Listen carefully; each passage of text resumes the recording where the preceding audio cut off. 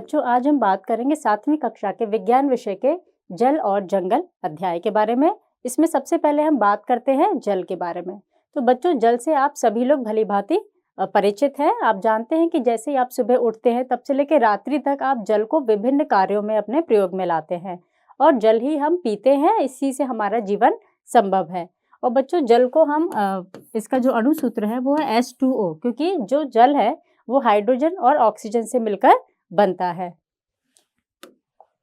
और जल ही जीवन है और जल से ही हरियाली है, क्योंकि जल है तभी पेड़ पौधे हैं और पेड़ पौधे हैं, हरियाली है तभी वर्षा है और वर्षा से ही फिर हमारे पास जल है और उसी से हम जितनी भी इसमें जीवित प्राणी आप देखते हैं हमारे संसार में, जैसे पेड़ पौधे हैं, पशु पक्षी हैं, तरह तरह के विभिन्न प्रकार के आप जो जीव देखते हैं बच्चों, वो जल की ही वजह से हैं।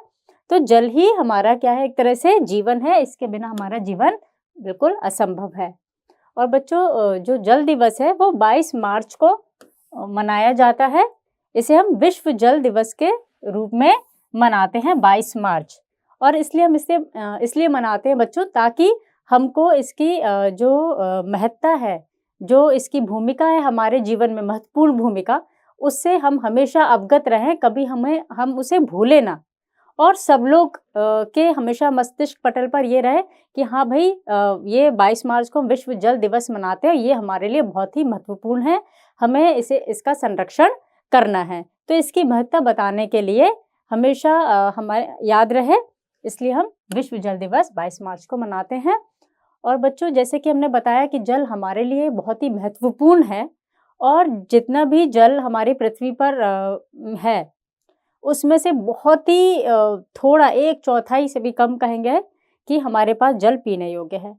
तो और उस जल का, क्योंकि ये बच्चों जो भी है जल हमारे पास उपलब्ध है वो एक निश्चित है और ये नहीं है कि वो आप कितना भी उसको खर्च करते जाइए वो फिर बढ़ता जाएगा, नहीं। जितना सीमित जल है हमारे पृथ्वी पर, तो उसके प्रति भी हमें जागरूक रहना है और लोगों को जागरूक करना है कि भाई जल को बर्बाद नहीं करना है। और जागरूक करने के कई सारे माध्यम हैं हमारे पास, जैसे कि निबंध प्रतियोगिता स्कूल विद्यालय लेवल पर, आप जिला लेवल पर, जो भी आप किसी भी लेवल पे, ये विश्व के लेवल पे भी आप करवा सकते हैं। ये निबंध प्रतियोगिता है। टीवी कार्यक्रम के द्वारा भी आप देखते होंगे बहुत सारे ऐसे कार्यक्रम चलाए जाते हैं बच्चों, जो कि जागरूकता फैलाने का कार्य करते हैं। वहीं पोस्टर प्रतियोगिता है, तो पोस्टर के माध्यम से भी हम दिखा सकते हैं जी जल की क्या महत्व है हमारे जीवन में, जल का, और किस तरह से ये प्रदूषित हो रहा है और इसे हम कैसे बचा सकते हैं। कविता के माध्यम से हम अपने भावों को जो जल के प्रति है या जल का जो महत्व है उसको हम दर्शा सकते हैं, उसके प्रति लोगों को जागरूक कर सकते हैं।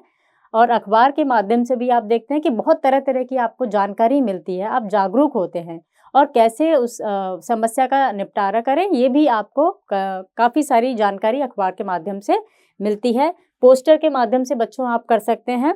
नुक्कड़ नाटक के माध्यम से भी आप लोगों में जागरूकता फैलाते हैं। और नुक्कड़ नाटक जो है ये बहुत ही प्रभावित तरीके से इसको प्रदर्शित किया जाता है और लोग बहुत ज़्यादा इससे प्रभावित होते हैं, क्योंकि उनको बहुत मज़ा आता है, भाई नुक्कड़ नाटक है तो देखने में, तो वो जो देखते हैं उसको बहुत अच्छे से उसको समझते हैं और काफ़ी लंबे समय तक उसको याद भी रखते हैं। और विश्व जल दिवस के भी मनाकर हम लोगों में जागरूकता फैला सकते हैं, या भाषण प्रतियोगिता बच्चों में कर सकते हैं या बड़ों के बीच भी। तो इस तरह से बहुत सारे कार्यक्रम हैं जो हम जागरूकता फैलाने के लिए जल के प्रति कर सकते हैं। बच्चों, जैसे कि हमने बताया कि हमारे पास जो जल है वो तो सीमित है, लेकिन उसका अभाव भी बहुत हो रहा है। अब अभाव कैसे हो रहा है भाई? क्योंकि हम उसका अंधाधुंध उसका प्रयोग कर रहे हैं और गलत तरीके से कर रहे हैं। मतलब जहाँ हम जानते हैं कि हाँ भाई चलो काम कम में चल सकता है, लेकिन हम क्या कर रहे हैं और उसको ज़्यादा बर्बादी कर रहे हैं। अब आपने घरों में ही देखा होगा बच्चों, कई बार क्या होता है कि भाई पीना है आधा ग्लास पानी, लेकिन ले लेते हैं हम 1 ग्लास पानी और फिर आधा पी के वो फेंक देते हैं। तो ये क्या है बच्चों? ये बर्बादी है। अब सिंचाई के लिए सीवेज वाटर भी इस्तेमाल किया जा सकता है, उसको थोड़ा-सा रिसाइकिल करके, ताकि वो सिंचाई के काम में उपलब्ध हो सके। लेकिन लोग ट्यूबवेल वगैरह का इस्तेमाल करते हैं, ग्राउंड वाटर जो भूमिगत जो जल है उसका प्रयोग करते हैं, तो ये भी एक तरह से बर्बादी ही है। और जहाँ पर लोग पोछे वगैरह में भी आप जो पानी जो मिलता है उसको क्यारी में डाल सकते हैं, लेकिन क्या उसको ऐसे ही बहा दिया जाता है, फिर क्यारी के लिए अलग से साफ-सुथरा पानी। तो ये सब जो बर्बादी हो रही है ना, इसी वजह से क्या है, अभाव है। और भी बहुत सारे कारण हैं जल के अभाव के। तो इसमें जो जल का अभाव है, तो ये आपको देखने में मिलता है बच्चों कि जल के अभाव के कारण सूखा पड़ जाता है ना? सूखा में क्या है कि भई बारिश नहीं हो रही है और सूखा पड़ गया है। बारिश क्यों नहीं हो रही है? क्योंकि जल का अभाव है। अब जल का अभाव है तो क्या हुआ भई, हरियाली का अभाव होगा, जंगलों का भी अभाव होगा। अब हरियाली का अभाव है तो वर्षा का अभाव, वर्षा का अभाव तो फिर हरियाली का अभाव, फिर क्या हो गया? फिर सूखा पड़ जाएगा। तो और धरना और तो सूखा पड़ा हुआ है जल के अभाव के कारण। आप देखते हैं जगह-जगह, कई जगह ऐसी है बच्चों कि जो पानी का जो स्तर है, वो बहुत ही नीचे चला गया है। और कई जगह तो जैसे राजस्थान जैसी जगह पे आपने सुना भी होगा बच्चों कि पानी की बहुत ज़्यादा किल्लत है सूखे के कारण। अच्छा, धरना प्रदर्शन लोगों को आपने देखा होगा बच्चों कई बार कि बहुत भई धरना प्रदर्शन किए हुए हैं कि साफ़ पानी नहीं मिल रहा है पीने के लिए, या पानी पूरा हमें उपलब्ध नहीं हो पा रहा है जितनी हमें ज़रूरत है, या फिर लंबी-लंबी लाइनें नलों के आगे लगी हुई हैं, मिल नहीं रहा है पानी उनको, तब तक भई नंबर आया, तब तक पानी का टाइम खत्म।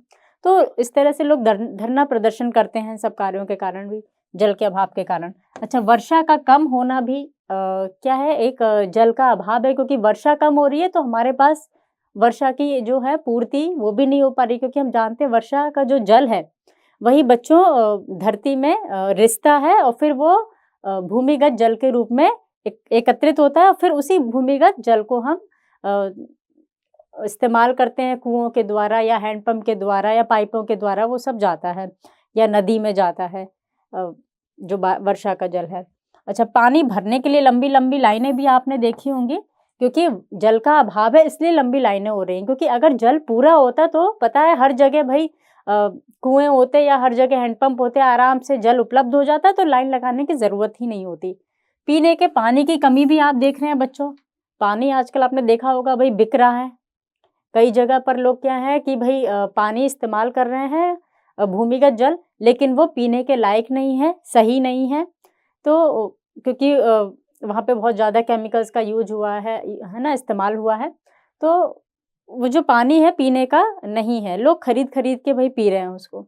तो पीने के पानी की भी कमी हो रही है जल के अभाव के कारण। ये सारी जो समस्याएँ हैं, वो हमें देखने को मिल रही हैं। इसका हमें ख़्याल रखना है कि हम कैसे जल है उसको हम बर्बाद ना हो और उसे हम अच्छे से इस्तेमाल करें। जैसे कि हम जानते हैं कि जो जल जो पृथ्वी पर है हमारी, वो आधे से ज़्यादा तो जल है बच्चों, लेकिन वो कैसा है, खारा है, वो पीने योग्य नहीं है और यहाँ तक कि बहुत सारे जीव-जंतु हैं, वो उसमें जीवित भी नहीं रह सकते। बहुत ज़्यादा खारा पानी है ये, इसमें बहुत ज़्यादा लवण है।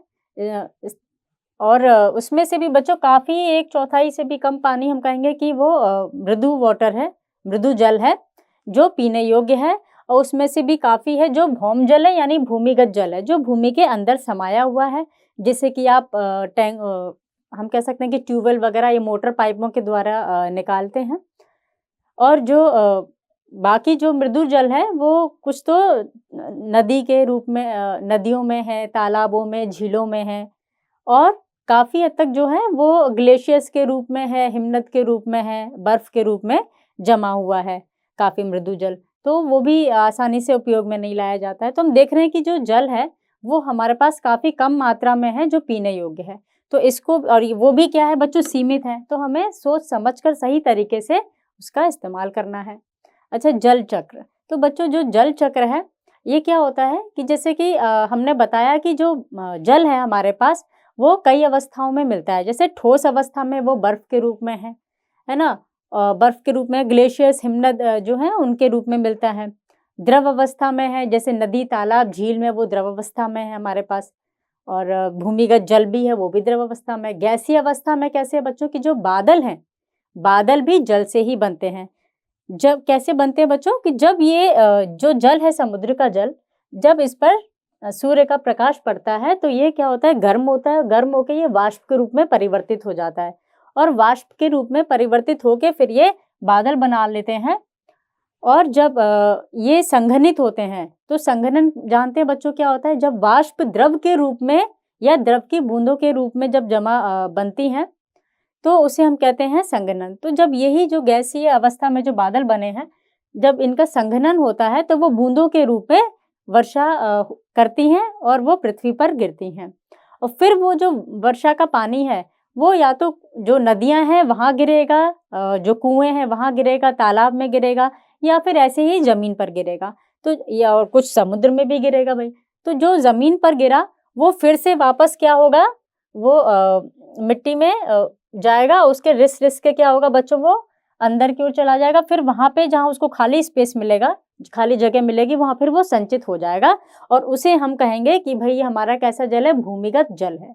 और जब ये बच्चों भूमिगत जल, ये जब वर्षा होती है ये ज़मीन के अंदर जाता है, धीरे-धीरे रिसता है, तो वहीं पर ये क्या है, एक तरह से शुद्ध हो जाता है, कई तरह की जो तह हैं उनसे गुजरता है और ये जो पानी है इसमें सब जितने भी अशुद्धियाँ होती हैं वो सब रह जाती हैं ऊपर ही, और बिल्कुल शुद्ध जल बिल्कुल यहाँ पर वो भूमिगत जल के रूप में उपस्थित होता है। आपने देखा होगा कि जब भी हम ट्यूबवेल वगैरह से या फिर पाइप, मोटर पाइप वगैरह लगाते हैं घरों में, समरसेबल वगैरह, तो उसमें जो पानी भूमिगत जल होता है वो काफ़ी वो शुद्ध होता है। तो इस तरह से ही वर्षा का जो चक्र है फिर चलता रहता है, फिर समुद्र का पानी फिर उड़ेगा, फिर बाष्प बन के वो फिर बादल बनाएगा, फिर वो संघनित होकर वर्षा करेंगे, फिर वो फिर नदी में, तालाब, झील में जहाँ जाना है वो वहाँ पर जाएँगे और कुछ ज़मीन पर जाके फिर ये जो चक्र है वो वापस ऐसे ही चलता रहता है। और हम ये भी जानते हैं कि ये तो जल है हमारे पास पीने का, वो सीमित है। तो बच्चों इस तरह से आपने देखा कि जो वर्षा का जो चक्र है ये चलता रहता है।